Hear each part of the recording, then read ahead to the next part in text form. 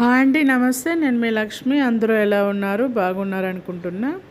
Welcome back రాంబాబే Sastri kitchen. ఈరోజు నేను వచ్చి అరటికాయతో కుళ్ళంబండి, పచ్చి అరటికాయతో. ముందుగా స్టవ్ ఆన్ చేసుకొని ఒక కుక్కర్ పెట్టి దాంట్లో కాస్త ఆయిల్ వేసి ఆవాలు, జీలకర్ర, కాస్త ఎండుమిరపకాయలు, అలాగే ఒక 4-5 పచ్చిమిరపకాయలు వేయండి.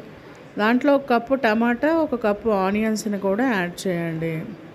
కావాలనుకునే వాళ్ళు వెల్లుల్లిపాయన కూడా యాడ్ చేసుకోవచ్చు. వీటన్నింటినీ కూడా కాస్త మగ్గేంత వరకు కూడా అన్ని వైపులా కలపండి.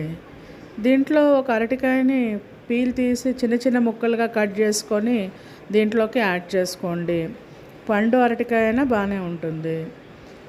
ఇలా వేసిన అరటికాయ ముక్కలు అన్నింటినీ కూడా కాస్త మగ్గేంత వరకు ఉంచి ఒక కప్పు కందిపప్పు, అలాగే ఒక కప్పు పెసరపప్పును కూడా యాడ్ చేసుకోండి. ఇవి నానబెట్టినా పర్వాలేదు, డైరెక్ట్గా వేసినా పర్వాలేదు. ఇలా వేసిన దాంట్లో రుచికి సరిపడినంత ఉప్పు, పసుపు, కారాన్ని కూడా యాడ్ చేసి తగినంత నీటిని పోసి కుక్కర్ని ఒకసారి బాగా మూత పెట్టి ఒక 3 విజిల్స్ వచ్చేంత వరకు కూడా ఉంచండి. ఎక్కువ వాటర్ అవసరం లేదండి, అది మునిగేంత వరకు పోస్తే సరిపోతుంది. 3 విజిల్స్ అయినాక మనకి ఈ విధంగా పప్పు తయారవుతుంది. ఈ అరటికాయ కులంబులోకి కాస్త పైన కొత్తిమీరను కూడా యాడ్ చేసుకొని దీన్ని అన్నంలో కానీ చపాతీల్లో కానీ తింటే చాలా టేస్టీగా ఉంటుంది. ఒకసారి మీరు కూడా ట్రై చేయండి.